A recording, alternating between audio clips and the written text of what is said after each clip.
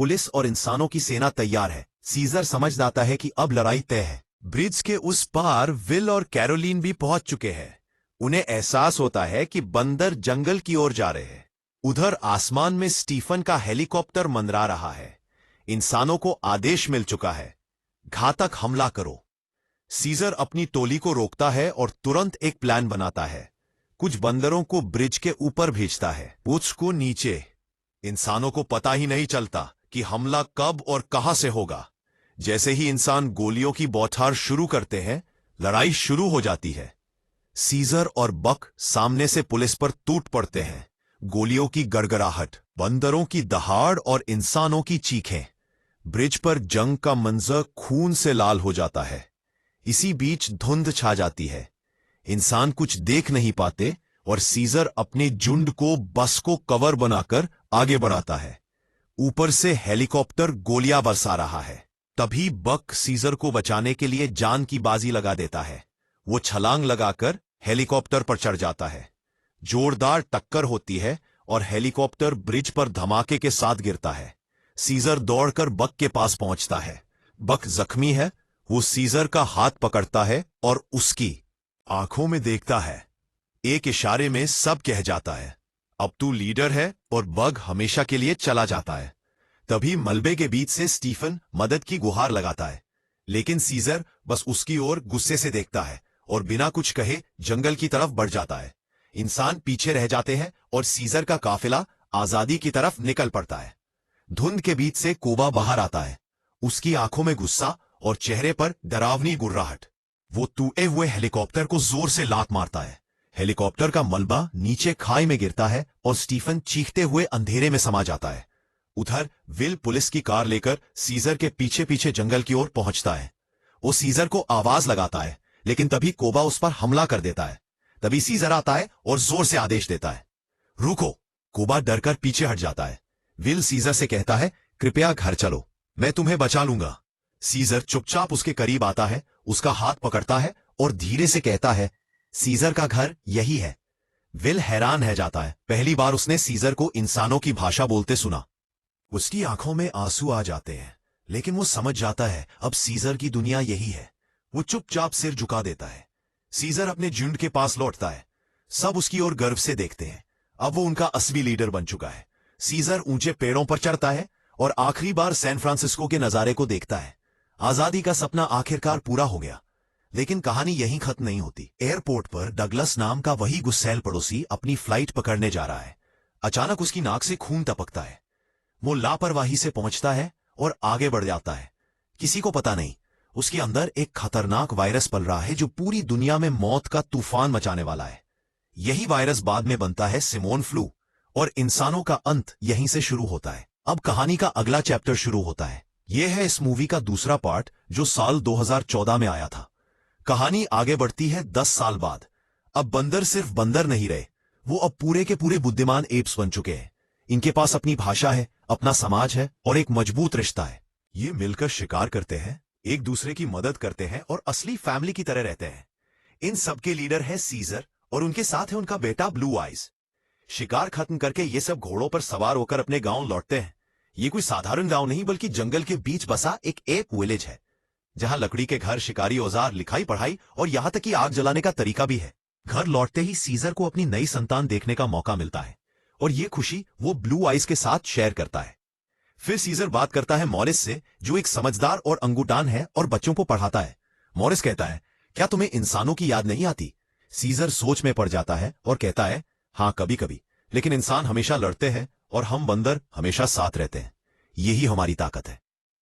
Scissor सोचता है कि शायद इंसान अब खत्म हो चुके हैं, लेकिन मॉरिस उसे याद दिलाता है, पिछले 10 सालों से हमने इंसानों को नहीं देखा। इसका मतलब ये नहीं कि वो खत्म हो गए।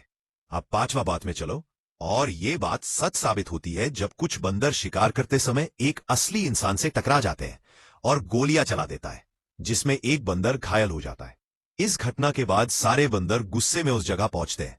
वहां पता चलता है कि वो इंसान अकेला नहीं था, उसके साथ 6 और लोग थे। इनके लीडर का नाम है मेलकम, जो हालात को संभालने की कोशिश करता है। वो कहता है कि उनका इरादा किसी को नुकसान पहुंचाने का नहीं था, लेकिन तभी उसकी नजर सीजर से मिलती है और उसे लगता है कि ये बंदर बाकी बंदरों से अलग है। लेकिन इससे पहले कि कुछ और बात हो, सीजर जोरदार दहाड़ मारता है और इंसानों को वहां से निकल जाने का हुक्म देता है। डर के मारे इंसान भाग खड़े होते हैं और इस दौरान एक इंसान का बैग वही छूट जाता है। मॉरिस वो बैग उठाकर सीजर को देता है। फिर सीजर अपने सबसे भरोसेमंद साथी कोबा और कुछ बंदरों को इंसानों के पीछे भेजता है ताकि पता लगाया जा सके कि उनका ठिकाना कहाँ है। उधर इंसान वापस पहुंचते हैं एक क्वारंटीन जोन में, जहां उनके बॉस ड्रेफस और कुछ सोल्जर्स पहले से मौजूद हैं। मलकम सबको बताता है कि उन्होंने बंदरों को देखा है और वो अब बेहद बुद्धिमान हो चुके हैं। ये सुनकर ड्रेफस परेशान हो जाता है और कहता है कि ये बात किसी को मत बताना, वरना लोगों में दहशत फैल जाएगी। इसी दौरान मलकम की पत्नी एली, जो पहले डॉक्टर थी, एक और चौंकाने वाली बात बताती है। जो इंसान अब तक जिंदा है वो बहुत किस्मत वाले हैं, क्योंकि उन्हें वायरस का असर नहीं हुआ। इधर बंदरों के गांव में सीजर अपनी टोली के साथ मीटिंग करता है। कुछ बंदर इंसानों से लड़ाई करना चाहते हैं क्योंकि गोली पहले इंसानों ने चलाई थी, लेकिन सीजर समझदारी दिखाता है और कहता है, अगर जंग हुई तो हमारी बनाई हुई ये पूरी दुनिया तबाह हो जाएगी। लेकिन कोबा इंसानों से नफरत करता है और वो सीजर के फैसले से खुश नहीं है। कोबा गुस्से में कहता है कि इंसानों को उनकी औकात दिखानी होगी। ये सुनकर सीजर अपनी सेना को साथ लेकर इंसानों की बस्ती में पहुंचता है। ये एंट्री काफी धमाकेदार होती है। इंसान डर तो जाते हैं, लेकिन जिज्ञासा के कारण बाहर निकलकर देखने लगते हैं। सीजर साफ कहता है कि उसे जंग नहीं चाहिए, लेकिन अगर इंसान ने उकसाया तो वो पीछे नहीं हटेगा। जाते जाते वो इंसानों का छोड़ा हुआ बैग लौटा देता है और चेतावनी देता है, दूरी बनाए रखो। इंसानों के कैंप में खलबली मच जाती है। सब डरे हुए हैं कि बंदर आगे क्या करेंगे। तभी ड्रैफर्स लोगों को समझाता है और कहता है कि बिजली के लिए हम कोई और तरीका ढूंढ लेंगे। लेकिन जब भीड़ शांत होती है, मलकम ड्रैफर्स को अलग ले जाकर सच्चाई बताता है। कोई दूसरा तरीका नहीं है, पावर का एक ही जरिया है, वो है डैम। ड्रैफर्स ये सुनकर परेशान हो जाता है और कहता है कि अब हमें बंदरों से भिड़ना पड़ेगा, क्योंकि पावर चाहिए ताकि हम दुनिया के बाकी बचे लोगों से रेडियो के जरिए संपर्क कर सकें। लेकिन मलकम हिंसा नहीं चाहता। वो ड्रैफर्स से डील करता है और कहता है, मुझे सिर्फ 3 दिन दो, मैं सीजर को मना लूंगा।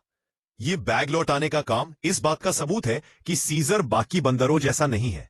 ड्रैफर्स 3 दिन की मोहलत देता है, लेकिन चेतावनी भी देता है कि अगर नाकाम रहे तो हालात बिगड़ जाएंगे। मलकम प्लान के लिए तैयार हो जाता है और अपनी पत्नी एली और बेटे अलेक्जेंडर को लेकर बंदरों के इलाके की तरफ निकल पड़ता है। बारिश वाली शाम जब मलकम बंदरों की बस्ती के पास पहुंचता है तो बाकी टीम को पीछे रुकने के लिए कहता है। वो कहता है कि अगर मैं 2 घंटे में नहीं लौटता तो तुम लोग वापस चले जाना। मलकम जैसे ही आगे बढ़ता है, कुछ गुस्सैल बंदर उसे पकड़कर पूरे कबीले के सामने ले आते हैं। मलकम हाथ उठाकर सरेंडर करता है और कहता है कि वो लड़ाई के लिए नहीं आया है। तभी सीजर आगे आता है। मलकम समझाने लगता है कि उसके पास दिखाने के लिए कुछ जरूरी है। सीजर भीड़ को चुप कराता है और उसकी बात सुनता है। फिर मलकम, सीजर और कुछ बंदर डैम की तरफ निकलते हैं। वहां पहुंचकर मलकम समझाता है कि डैम से बिजली बन सकती है और इससे इंसानों की जिंदगी फिर से पटरी पर आ सकती है। मलकम के लिए यह बड़ा सरप्राइज होता है जब सीजर उसकी बात मान लेता है। सीजर समझता है कि इंसान सिर्फ बिजली बनाने आए हैं। मलकम भरोसा दिलाता है कि वो बंदरों को नुकसान नहीं पहुंचाएंगे और खुद को गारंटी के रूप में पेश करता है। सीजर राजी हो जाता है, लेकिन शर्त रखता है, पहले सभी हथियार सौंपो। इंसान मान जाते हैं। वापस बंदरों के गांव में कोबा खुश नहीं है। उसे डर है कि इंसानों को पावर देने से बंदरों पर खतरा बढ़ेगा। लेकिन सीजर शांति बनाए रखना चाहता है और कहता है कि यही हमारी ताकत है। कोबा गुस्से में अपने पुराने जख्म दिखाता है और कहता है कि इंसान भरोसे के लायक नहीं। लेकिन सीजर उसे तुरंत रोक देता है और याद दिलाता है कि यहां उसका हुक्म चलता है। अगले दिन मलकम और उसकी टीम डैम पर काम शुरू करती है। सीजर अपनी नजर उन पर बनाए रखता है। इसी बीच कोबा चुपके से अपने साथियों के साथ इंसानों की बस्ती पहुंचता है। वहां उसे हथियारों से भरा हुआ गोदाम मिलता है। तभी 2 गार्ड उसे पकड़ लेते हैं। कोबा चालाकी दिखाता है और बेवकूफ बंदर बनने का नाटक करता है। इंसान उसकी हरकतों पर हंसते हैं और उसे जाने देते हैं।